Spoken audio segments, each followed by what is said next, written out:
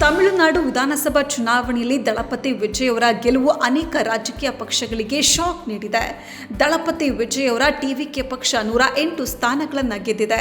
ಹೀಗಾಗಿ ವಿಜಯ್ ತಮಿಳುನಾಡಿನ ಮುಂದಿನ ಮುಖ್ಯಮಂತ್ರಿ ಆಗೋದು ಖಚಿತ ಅಂತ ಹೇಳಲಾಗ್ತಾ ಇದೆ. ಚುನಾವಣೆಯಲ್ಲಿ ಟಿವಿಕೆ ಅವರ ವಿಜಯ್ ಅವರ ಕುಟುಂಬವೂ ಸಂತೋಷವಾಗಿದೆ.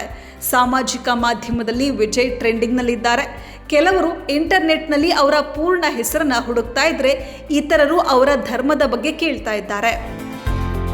ದಕ್ಷಿಣ ಭಾರತದ ಸಿನಿಮಾ ಸೂಪರ್ ಸ್ಟಾರ್ ದಳಪತಿ ವಿಜಯ್ ಅವರ ಪೂರ್ಣ ಹೆಸರು ಜೋಸೆಫ್ ವಿಜಯ್ ಚಂದ್ರಶೇಖರ್. ಅವರ ಪೂರ್ಣ ಹೆಸರು ಯಾವಾಗಲೂ ಅವರ ಧರ್ಮದ ಬಗ್ಗೆ ಜನರಲ್ಲಿ ಗೊಂದಲವನ್ನು ಉಂಟು ಮಾಡಿದೆ. ಈ ಕಾರಣದಿಂದಾಗಿ ಹೆಚ್ಚಿನ ಅಭಿಮಾನಿಗಳಿಗೆ ಅವರ ಧರ್ಮ ತಿಳಿದಿಲ್ಲ. ದಳಪತಿ ವಿಜಯ್ ತಮಿಳುನಾಡಿನ ಕ್ಯಾಥೋಲಿಕ್ ಕ್ರಿಶ್ಚಿಯನ್ ಕುಟುಂಬದಲ್ಲಿ ಜನಿಸಿದವರು. ಅವರ ತಂದೆ ಎಸ್.ಎ. ಚಂದ್ರಶೇಖರ್ ತಮಿಳು ಸಿನಿಮಾ ರಂಗದ ಪ್ರಸಿದ್ಧ ನಿರ್ದೇಶಕರು. ವಿಜಯ್ ಅವರನ್ನ ಸೂಪರ್ ಸ್ಟಾರ್ ಆಗಿಸುವಲ್ಲಿ ಅವರ ಪಾತ್ರವೂ ಇದೆ.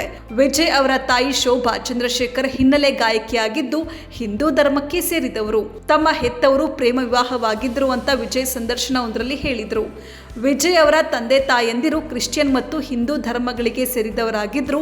ಸಾರ್ವಜನಿಕವಾಗಿ ವಿಜಯ್ ಅವರು ತಮ್ಮ ಧಾರ್ಮಿಕತೆಗಿಂತ ಮಾನವೀಯ ಮತ್ತು ಸಾಮಾಜಿಕ ಮೌಲ್ಯಗಳ ವಿಷಯದಲ್ಲಿ ತಮ್ಮನ್ನ ತಾವು ಹೆಚ್ಚು ಪ್ರಸ್ತುತಪಡಿಸಿಕೊಳ್ಳಲು ಇಷ್ಟಪಡ್ತಾರೆ.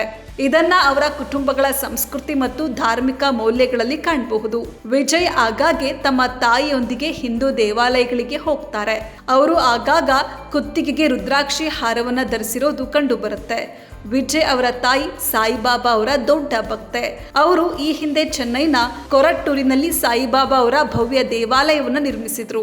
ಸಾಯಿಬಾಬಾ ಅವರ ದೇವಾಲಯವನ್ನು ನಿರ್ಮಿಸಬೇಕೆಂಬುದು ಅವರ ತಾಯಿಯ ಬಯಕೆ ಆಗಿತ್ತು. ಯಾವುದೇ ಪ್ರಚಾರವಿಲ್ಲದೆ ವಿಜಯ್ ತನ್ನ ತಾಯಿಯ ಆಸೆಯನ್ನು ಪೂರೈಸಿದ್ರು. ಪವಿತ್ರ ಸ್ಥಳವು ಅವರಿಗೆ ದೇವಾಲಯಕ್ಕಿಂತ ಹೆಚ್ಚಿನದಾಗಿದೆ ಅಂತ ವಿಜಯ್ ಅವರ ತಾಯಿ ಹೇಳ್ತಾರೆ.